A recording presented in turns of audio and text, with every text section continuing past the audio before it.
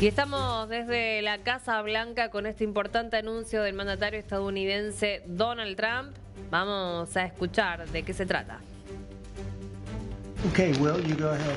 And I'd like to leave you with this gift from a constituent back in Tennessee. Oh, I could use that at night.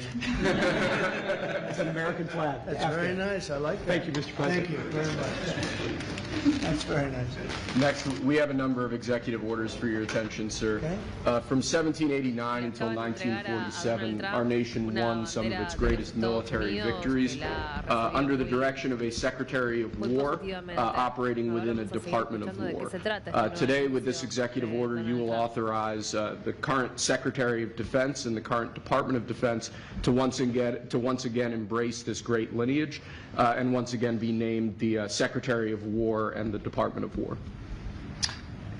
So this is something we thought long and hard about. We've been talking about it for months, Pete and I, and Dan. Dan came into the fold. By the way, a great general. He headed up the, I wouldn't call it an attack. I'd almost call that one maybe even more than an attack. What he did with Iran, you saw the success of that operation. It was perfect. In fact, this was sent to me by the great company that makes that particular B-2 bomber, and it was flawless. It was actually flawless. They flew for 37 hours back and forth, and there wasn't a bolt that was out of condition. There wasn't an engine failure. There was no problem. It was a perfect attack, and it knocked out any possible nuclear capability for Iran, which nobody wanted to see, and we weren't going to put up with. Del mandatario estadounidense. Great job, Dan. And we've been talking about this Department of War. So we won the First World War, we won the Second World War, we won everything before that and in between, and then we decided to go woke and we changed the name to Department of Defense. So we're going Department of War, and I'd like to ask our Secretary of War to say a few words. Pete Hegseth. I think it's a much more appropriate name, especially in light of where the world is right now. We have the strongest military in the world. We have the greatest equipment in the world. We have the greatest manufacturers of equipment by far. There's nobody to even compete. And you see that with this and so many other things. The Patriots are the best. Every element of the military, we make the best by far. So, Pete, I'd like to ask you and maybe Dan Raisin Kane to say a few words, please. Mr. President, thank you. After winning a war for independence in 1789, George Washington established the War Department, and Henry Knox was his first Secretary of War. And this country won every major war after that, to include World War I and World War II. Total victory, Mr. President, as you said. Then 150 years after that, we changed the name after World War II from the Department of War to the Department of Defense in 1947. And as you pointed out, Mr. President, we haven't won a major war since, and that's not to disparage our Departamento de Guerra y Departamento de Defensa, acerca de cómo se va a llamar ahora este nuevo departamento de acuerdo al anuncio que dará Trump. It's not just about renaming, it's about restoring. Words matter. It's restoring, as you've guided us to, Mr. President, restoring the warrior ethos, restoring victory and clarity as an end state, restoring intentionality to the use of force. So, at your direction, Mr. President, the War Department is going to fight decisively, not endless conflicts. It's going to fight to win, not to lose. We're going to go on offense, not just on defense. Maximum lethality, not tepid legality. Violent effect, not politically correct. We're going to raise up warriors, not just defenders. So this War Department, Mr. President, just like America, is back. Thank you for your leadership and your clarity. We're going to set the tone for this country. America first, peace through strength, brought to you. Lo que quiere Trump en este caso es que el nombre sea un poco más combativo, ¿no?, que el Departamento de Defensa. Por eso aquí esta autoridad hablaba de llamarlo Departamento de Guerra, algo que para muchos ha generado polémica también este nombre. Pero en este caso este nuevo nombre sería impuesto ya por Donald Trump y en vez de llamarse Departamento de Defensa pasaría a llamarse a Departamento de Guerra. We never wanted to win wars that every one of them we would have won easily with just a couple of little changes or a couple of little edicts. You know, I was told that ISIS would take 5 years to win, and Dan Kane, when I told him how long would it take, he said, I think about 4 weeks, sir. I said, what do you mean 4 weeks? I was told 5 years by the people in Washington. You know who they were?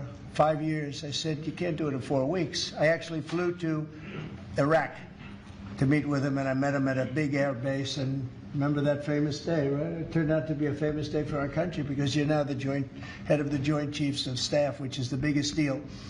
And he is, because he did things that everybody said couldn't do. So they said it was going to be 5 years, and he knocked them out in about 4 weeks total, 100%. We took over, and ISIS was gone, and pretty amazing. But we never fought to win, and now if we have to fight it all, you know, we solved 7 wars.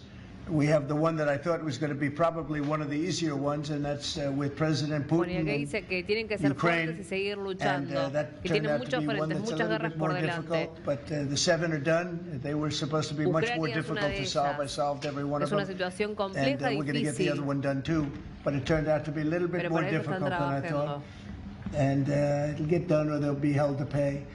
But because they're losing 6 to 7, it used to be 5. I used to tell you 5. Now it's almost 7. I guess 7,000 people last week. 7,813 people, young soldiers, died. Russian and Ukrainian, not American soldiers.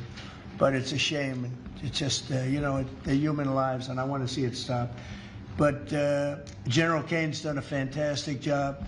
And again, defeated ISIS, which they said would take a long time. And it didn't take a long time at all, and did other things that El cambio de este departamento ha tomado mucho tiempo, muchas decisiones, y hasta el momento esto a Donald Trump le ha resultado insuficiente, ¿no? Este nombre, con poca fuerza. It's a true honor for me today to represent the incredible men and women of America's joint force. Today and every day, the 2.8 million servicemen and women stand ready to fulfill our sacred duty to protect America at home and abroad. As the President said, America's military is the single most powerful fighting force in the world. The mission you and the Secretary have given us is clear and unambiguous to deliver peace through overwhelming strength. And I remind everyone that the U.S. military can reach any adversary at the time and place of our choosing. Service to this nation is an incredible gift, and we're grateful and honored every day to do so. Thank you, Mr. President. Well, thank you, and it's an honor to sign this, and we will do that right now. Bueno, aquí directamente ya firma Donald Trump este cambio de nombre, más allá de la polémica que es generado en este último tiempo. Ahora, en vez de ser Departamento de Defensa,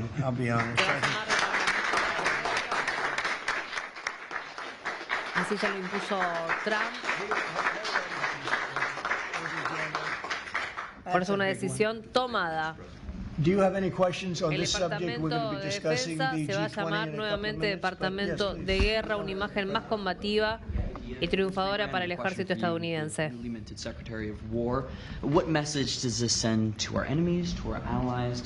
Y aquí le preguntan, ¿no? ¿Qué mensaje le puede dar a los enemigos con este renombramiento, con esta idea? I think it sends really a message of strength. We're very strong. We're much stronger than anyone would really understand.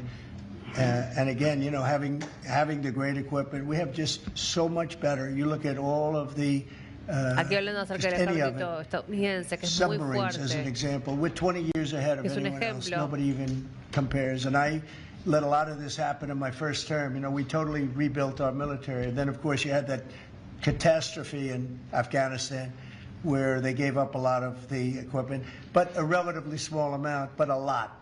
It was a lot in Afghanistan. I think it was the most, General, I'd say it was the most embarrassing day in the history of our country, the way that happened, the way they went to the wrong airport. They should have gone to Bagram, not the local little airport. Y justamente con este cambio, ¿no? With tight quarters, este cambio de nombre, el Departamento de Defensa, ahora que se volverá a llamar Departamento de Guerra, Trump dice que es un nombre más apropiado, sobre todo por lo que está sucediendo en el mundo, sobre la situación actual Bagram's 1 hour away del from mundo. where China makes its nuclear weapons. We're going to have that all to ourselves, a big, beautiful place built many years ago from money that today would be the equivalent of, many, many billions of dollars. You couldn't build it. The longest runways, the most powerful runways in terms of load capacity.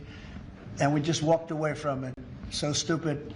And they were fools. The people were fools. No, we have the strongest military, and I think that indicates we have the strongest military. And we had it, and we won World War I, we won World War II, we won everything before, and as I said, we won everything in between. And we were very strong, but we never fought to win. We just didn't fight to win. We didn't lose anything, but we didn't fight to win. We could have won every one of those wars quickly. Cuando luchamos ganamos, tenemos el mejor equipo del mundo. That I think was probably politically correct, but not correct for our nation. So I think the Department of War acerca de las sends a políticas, signal. que es correcto y que no. Pero en este caso son las políticas correctas para la nación.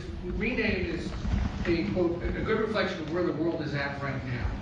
How do you square naming it the Department of War when you've been pursuing peace in so many different parts of the world? Well, I think I've gotten peace because of the fact that we're strong. If we weren't strong, those 7 deals I told you about, the 7 wars, a majority of them wouldn't have happened. They happened for 2 reasons, trade and our strength. Those are the 2 reasons. And probably strength may be more important than trade.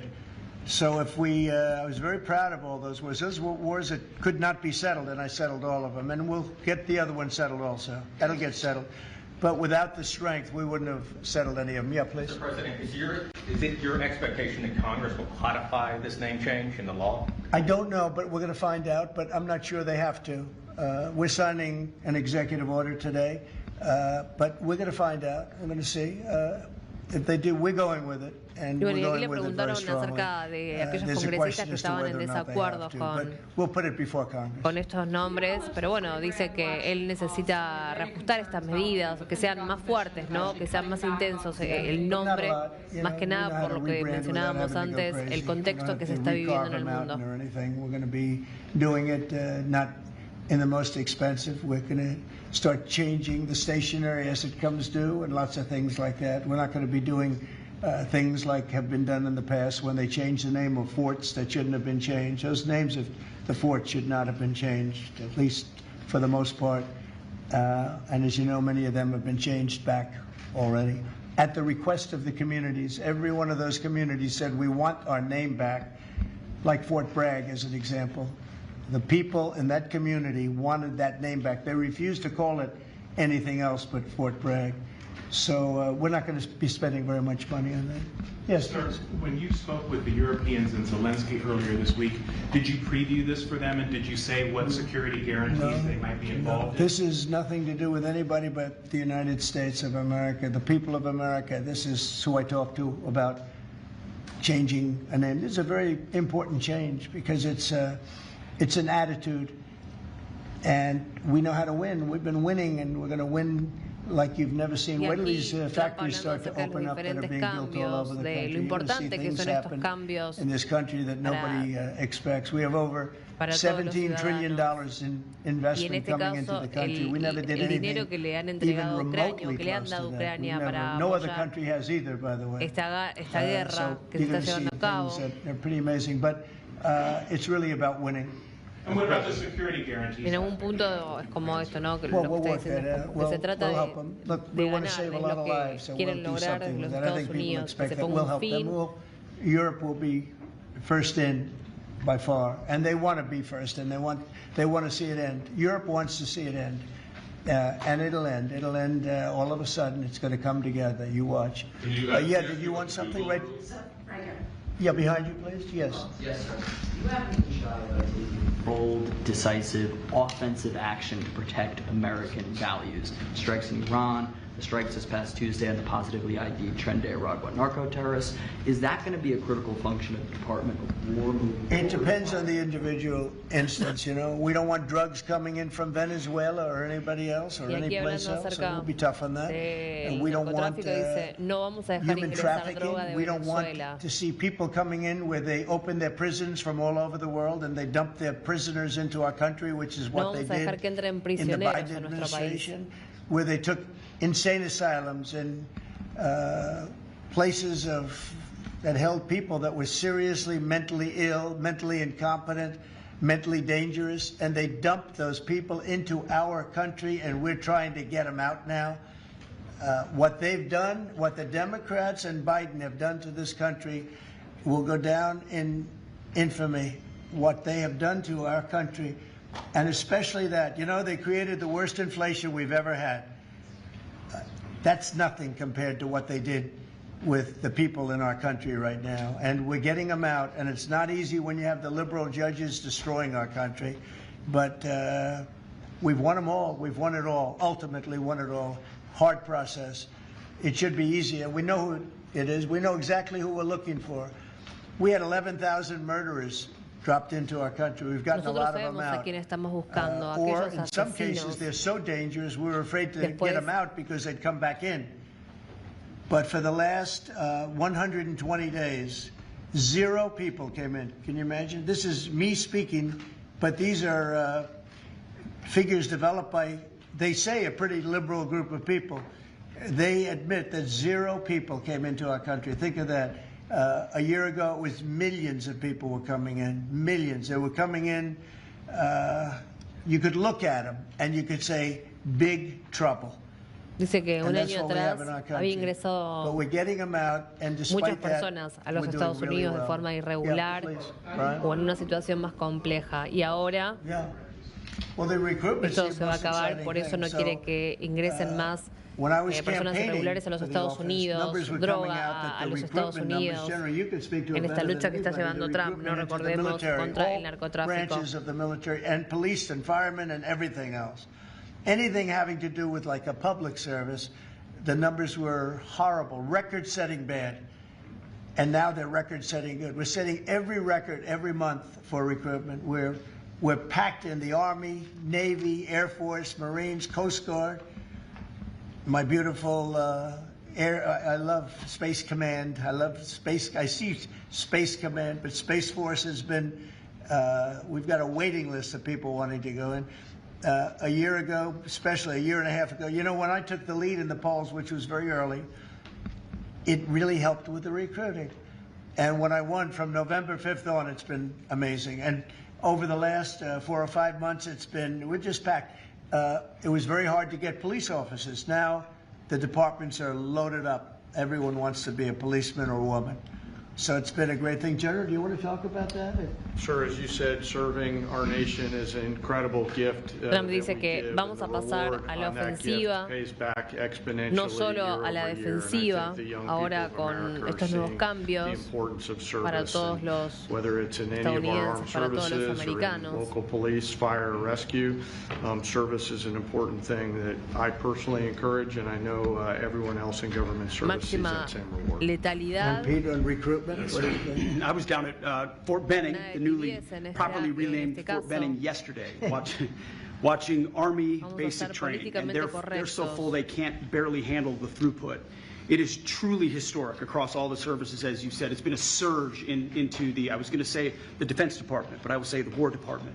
And that you might almost call it a vibe shift, an attitude shift, a feeling that the country is back, that service is back. And there were military families last year, Mr. President, that said, I don't know if I can recommend, I mean, I wrote a book on this. I don't know if I can recommend service to my son or daughter, given what's been done to our military. You heard it over and over and over again. And I hear from those same military families right now, sir, and they're saying, I recommend to my kids that they go into this department, this Pentagon, under this commander-in-chief, who they know you'll have their back, and they want to serve. So it is historic, and it's the biggest reflection of how motivated Americans are by your leadership, sir. You know, really, it's nothing more than spirit, love for the country. I guess the esprit de corps, as they say, you have more of that than we've had maybe ever, frankly.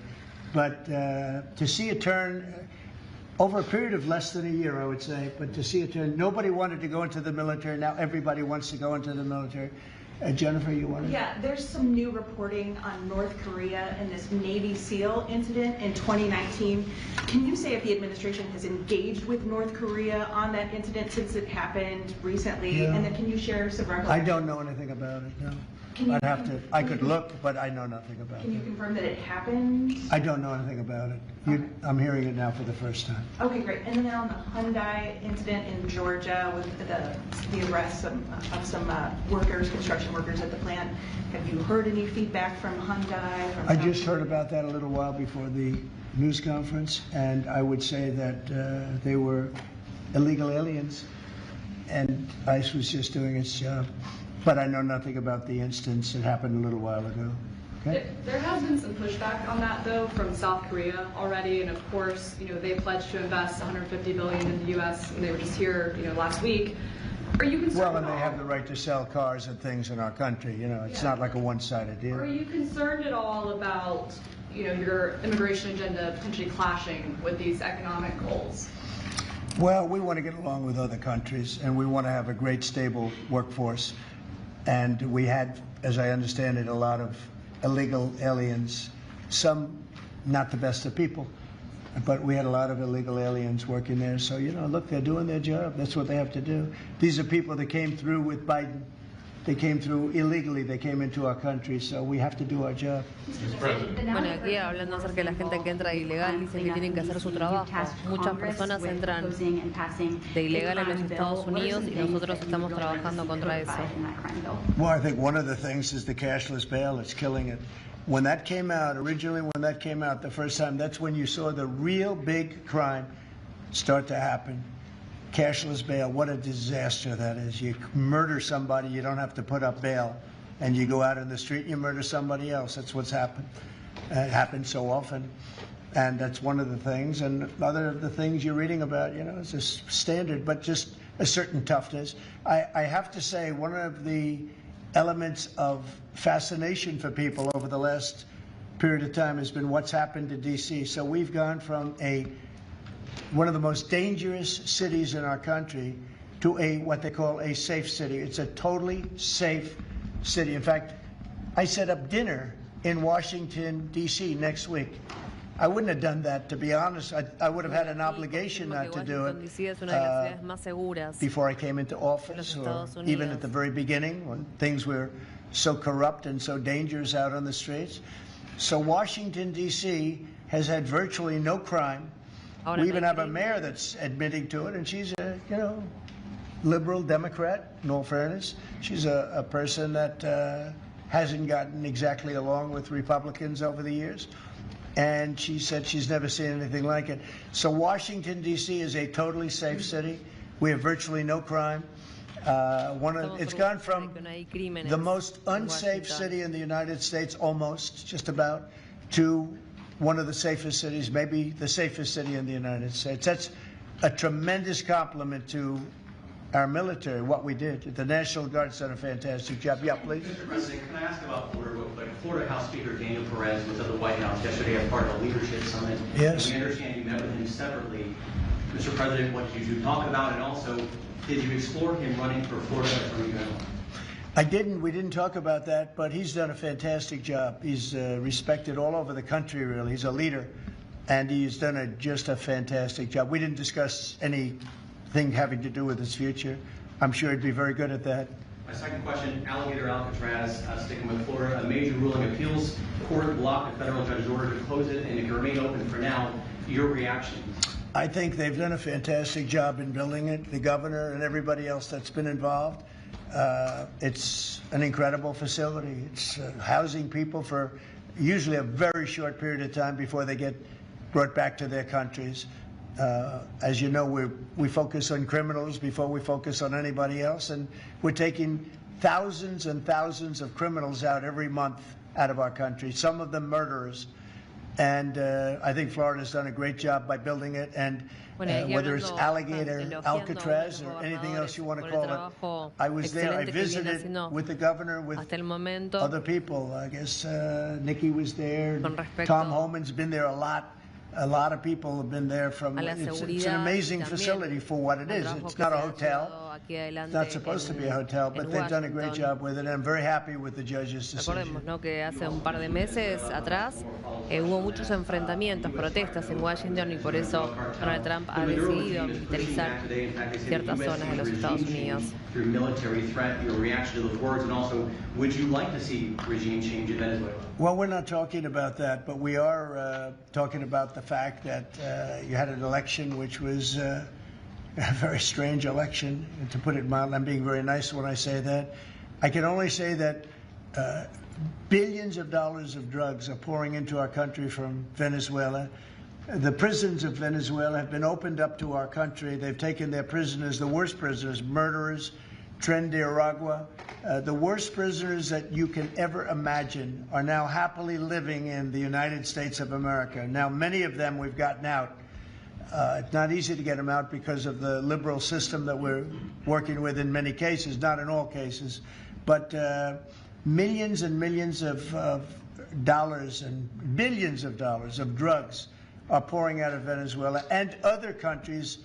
Look, China, what they're doing with fentanyl is a terrible thing. It comes through Canada and it comes through Mexico, but a lot of it's coming through Venezuela. Venezuela has been a very bad actor, and we understand that. And when you look at that boat, you see the bags of whatever it is. Those bags, you know what those bags represent? Hundreds of thousands of dead people in the United States. That's what they represent. Este ingreso de droga, lo que ha causado, el desastre que ha causado en los Estados Unidos. Well, I'm going to talk about that in a minute. We have great people here, so I'll talk that in a minute. Let's talk about this. We'll give a couple of them, because these two people want to get to work on the Department of War.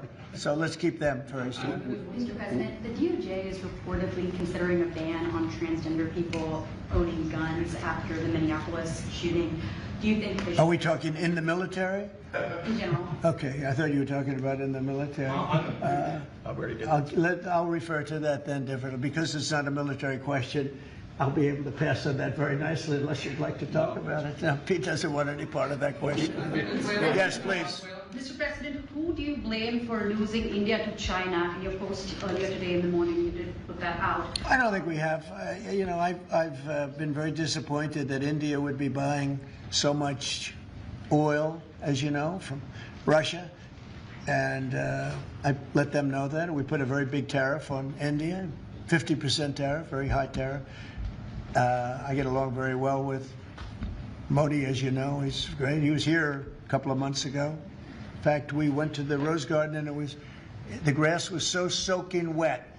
It was such a terrible place to have a news conference. I said, well, let's use a beautiful white stone emblematic of the White House, okay? And it's been very well received. But we had a news conference on the grass. That was my last news conference I had on the grass, because everybody sunk in. You probably sunk in. Every reporter out there, they ruined their shoes. We made that change. It's been a really well-received change.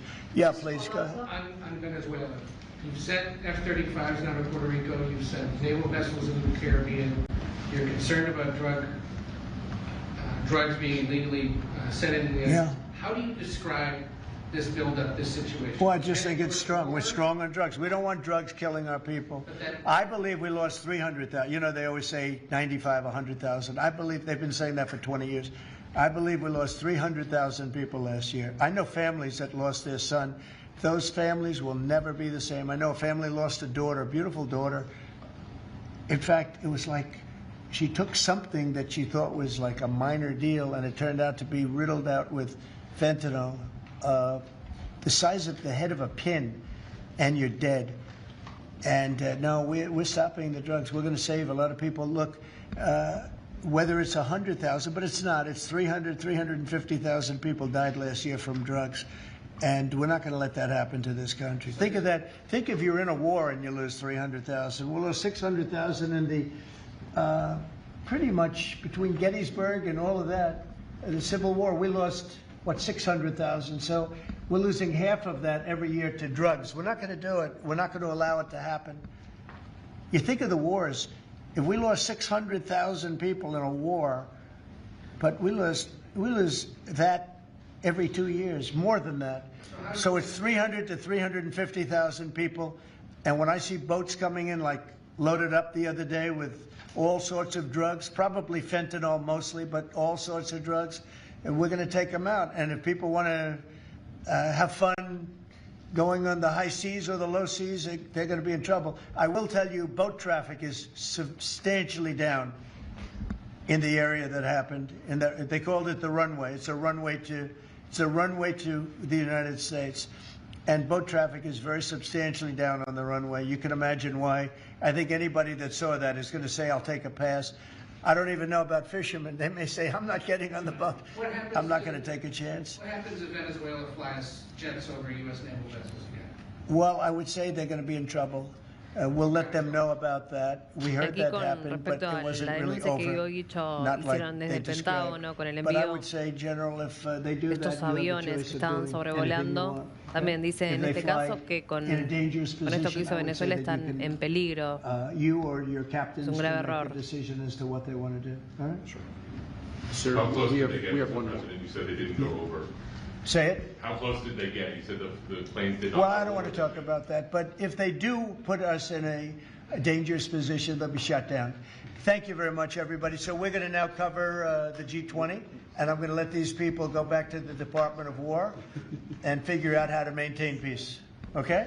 Thank you very much. Thank you very much. Congratulations. Bueno, aquí finaliza entonces Donald Trump con esto nuevo anuncio, ¿no? El renombre de lo que fue el Departamento de Defensa, ahora llamado Departamento de Guerra.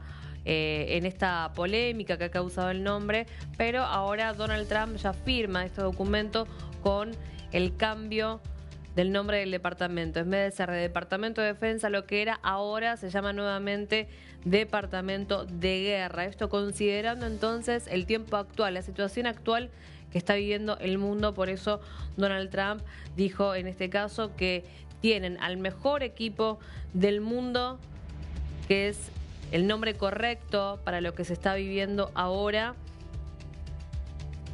Y ahora entonces se llama a pasar Departamento de Defensa, Departamento de Guerra. Vamos a pasar de la ofensiva no solo a la defensiva. Las palabras del presidente estadounidense desde la Casa Blanca, desde Washington. Hostages we've gotten out together, you and I, and you and a couple of other people that we know, and me and a couple of other people that you don't know, but we've gotten a lot of hostages. You want to describe it? Mr. President, you brought back 72 hostages since your term. If we compare that to President Biden, he has gotten 20 taken. So he is negative 20 taken. 20 taken. They don't take our people so often. So, Mr. President, when we spoke, you said that that was a primary focus, and I'll tell you the job is easy because of you. And we paid nothing, too. We pay nothing. They pay $6 billion. They always paid $6 billion for 5 people. $6 billion. It was just a number I kept hearing. Not only that, $6 billion plus we'd get like one person, and they'd get 6. They got one, the Prince of Doom, they called him. He was the #1 arms merchant anywhere in the world ever. And they got him out. And on top of that, we paid money. So, no, we don't do that. You know, once you pay money, and then a lot of people start disappearing. They start grabbing reporters, too. They think the reporter is going to get a lot of money. And to me, they would. You'll be well taken care of. I better stress that, because otherwise we have headlines. He said this, or he said that. No, I'm not smiling about it. But they would. They'd be grabbing reporters. They'd be grabbing everybody. And especially when you pay the kind of money that Biden and Obama, they used to pay money that was crazy. We don't pay. And if you don't pay, they find it to be not a lucrative business anymore. That's fantastic. Would you like to say something? Sure. So it's really Spihar, Special Envoy Bowler, it's Rick Grinnell, it's Steve Witkoff, who brought Americans home. But with this EO you are signing today, you are drawing a line in the sand that U.S. citizens will not be used as bargaining chips, and it provides your Secretary of State, Marco Rubio, the same tool set to punish states who take our citizens wrongfully the same way that we can punish those who sponsor terrorists. This is a very significant EO you are signing today, sir. Thank you, Sebastian. Very good. You're doing a great job, too. And this is your director for hostage affairs at the NSC. Yes, and I hear. So Julia was seminal as well to all of this. I heard you're doing unbelievable. Would you like to say something? Absolutely. It's a outstanding EO, absolutely unprecedented action against those foreign adversaries who would take our people. They now know they are on notice, and it's not acceptable. And if you take our people now, you will pay. You know, Adam gave up a job where he was making tremendous amounts of money, big stuff, top of the line Wall Street, and he wanted to do this. He wanted to do hostages. I offered him other jobs too, very big jobs. He said, I was shocked actually, he didn't want them. He wanted to do hostage negotiation, and pretty amazing. Thank you very much. Appreciate it. Appreciate it. Thank you all. Do you have any questions for them on this very important subject? I think it shows a lot of your leadership as far as fighting for Americans and fighting for humans, and to think that Joe Biden went in negative territory. Oh, he went way negative. Way negative, and you're actually making progress on this. I think this does send a message to the world that we don't negotiate. We're going to stay strong in that type of what they call business. One little anecdote that may be of interest. We were told by numerous families who had missing loved ones during the Biden administration that this building, Biden's National Security Council, told those families not to talk about their missing loved ones, to be quiet, not to create any pressure on Biden and on Jake Sullivan, the key propagator Seguimos of the en vivo Russia. y en directo desde la Casa Blanca, desde Washington, donde hablan diferentes autoridades del gobierno estadounidense ante las nuevas medidas que ha tomado Trump, ante los nuevos anuncios, el cambio de nombre del Departamento de Defensa a guerra, también nuevos pronunciamientos sobre la guerra en Ucrania y diferentes cuestiones que está dando Donald Trump desde los Estados Unidos.